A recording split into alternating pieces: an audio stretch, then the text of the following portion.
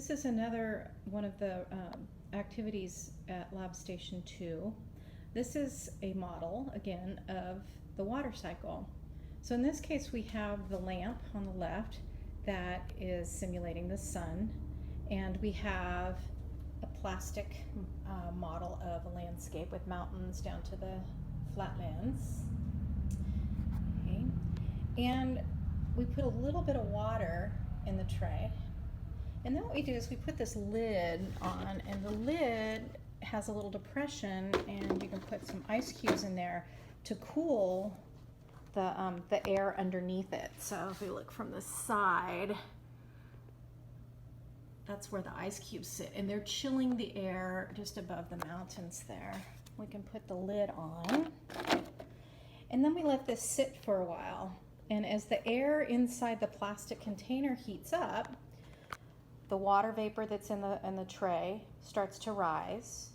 And as it rises over the mountains lift, the air causes the air to move upward. And then it comes in contact with the cool ice, and it'll start to condense. The droplets lose their energy, they get heavier and heavier, they attach to the bottom of the plastic there, the cloud, and then they'll eventually start to rain. It'll drip down onto our mountain surface and flow downward into the valley, and the whole cycle starts again. So these little models you can order online through science supply companies. They're absurdly expensive. I think they're like $90-something. But if you can get one for your classroom, kids love looking at them, and it gives them the idea that that there's actually water vapor in the air that they can't see until it gets cold enough to condense. And if you look outside your window right now and you see some clouds, oftentimes clouds all seem to appear at the same altitude in the sky. And the reason for that, we call that the dew point. The dew point is where the temperature is now cold enough that water droplets condense, and we see them as clouds. Here we're going to look at the properties of two different liquids. We're going to put some drops of water down on the table, and then right next to it some drops of isopropyl alcohol, which is also a liquid, clear liquid. Then we're going to have the kids get down and take a really close look at the tube. They're going to look at them from the top, from the side, and they're going to observe how long it takes for these two puddles of liquid to dissolve. The other thing they're going to do is we're going to put a drop of water on the back of their hand,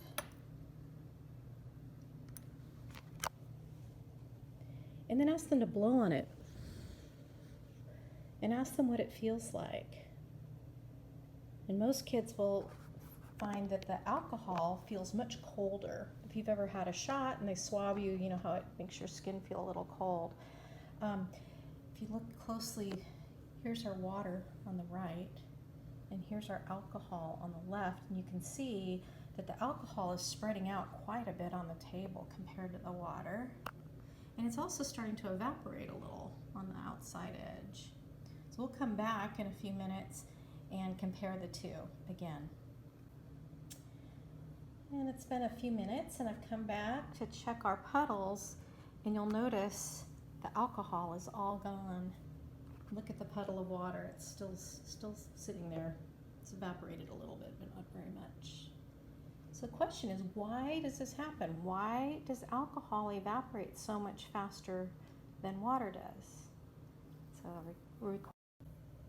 So at this activity in Station 2, we just asked the students to look at two beakers, and we asked them, which one do you think had salt water in it?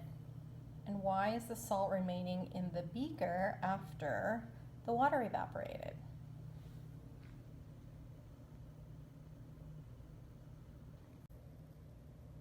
And at Lab Station 2, we look at the whole phenomenon of condensation. So if I touch this glass, I can see that there's water vapor on it. Where did it come from? A lot of times kids will say that the glass is sweating, that the water's coming from inside the glass. Take a minute to think about that. Where's that water coming from on the outside of the container? So sometimes concepts are involve very large-scale things, like the water cycle. The water cycle can be huge. It involves lakes and rivers and streams and glaciers, etc. So children oftentimes have a hard time wrapping their heads around things that are of that large of a scale, or conversely at very, very small scale or microscopic levels. So we use models to explain how certain things work in science. So in this case, we're going to use this model, this representation. We have a lamp, represents the sun. We have blue water that represents ocean water. Ocean water is salty, okay? We're going to try a little experiment to see how could we separate salt from water. If we were marooned on a desert island in the Pacific and we needed some fresh water to drink, how could we get the salt out of the ocean water? Well, we know that we can't drink ocean water because the salt would damage our kidneys over time. It would dry us out. So we're going to use what's called a solar still. And in a solar still, you take a small container and put it inside a larger container of salt water like this. And then we use a shower cap like this, and we're going to put that on top of this setup.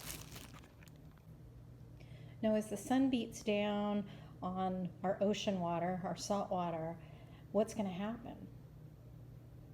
Right, it's going to start to evaporate. And as it evaporates, it's going to come up and hit the surface of this plastic shower cap, and it'll start to condense. If we put a washer, something heavy, a nut in this case, on the surface, it creates a little depression, and then as the water condenses on the surface, it'll flow towards this point and drop into a little catchment system. Now, it would take a while to do this, so we have to simulate it. But eventually, if we came back after a day or so, we'd have caught some fresh water without the salt in this small bowl. The salt would have stayed behind because the salt's too heavy. It'll remain behind in the bowl. So that's how you make a solar still.